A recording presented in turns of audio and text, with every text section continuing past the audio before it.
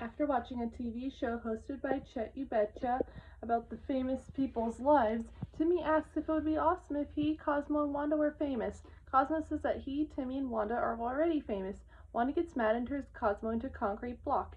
Then Cosmo backs and tells there isn't any secret to find out with a trip to Fairy World, so Timmy wishes he was in Fairy World. Wanda, looking nervous, says it's not very polite to appear in Fairy World without warning, and Timmy says he does not mind being polite.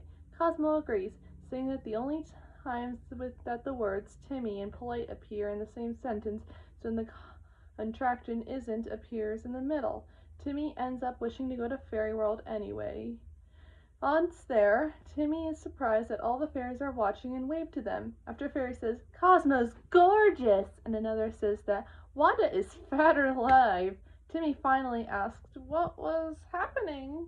Then he sees a sign reading Timmy TV, weekdays at 9 p.m., and asks what Timmy TV is. Simon Sparklefield, in his office, responds that it's Fairy World's top television show. However, now that Timmy knows, it has to be cancelled, because the show uses a fly-on-the-wall concept that would be ruined by Timmy's knowledge. However, he quickly changes his mind and starts thinking that now Timmy knows, he'll be able to change some things in his life to make the show more interesting.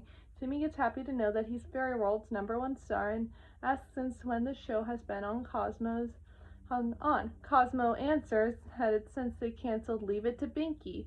Timmy meets Simon at the Pointy Crown, where Simon says that he wanted to make some changes to the show. Cosmo begs not to be withdrawn from the show due to having lots of fans, but actually, nobody at the restaurant seems to be his fan.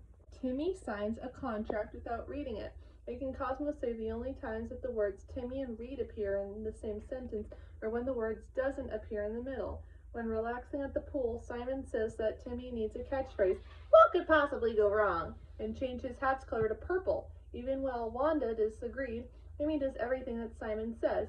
The Timmy TV theme plays and the show begins. Timmy's mom gets annoyed about the canned laughter in the background and about the fact that Timmy constantly repeats his catchphrase, "What could possibly go wrong?" Then she puts the boy in punishment, making Simon claim that punishment does not give a good audience in a reality show. He replaces Mrs. Turner for a woman named Florence Henderson, and later Chester and AJ for monkeys. Mr. Turner asks Florence, thinking that if she's Mrs. Turner, what she did with her hair, face, and body. When Simon tries to replace Cosmo and Wanda next, however, Timmy refuses. Wanda thinks that Timmy will make a sentimental speech, revealing his love to his godparents as he did in the Zappies.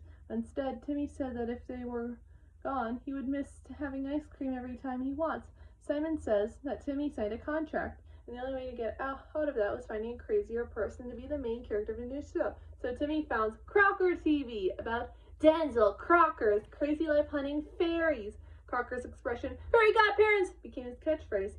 Suddenly, the fairies in Fairy World knew Crocker, and they start spazzing out while saying Crocker's name.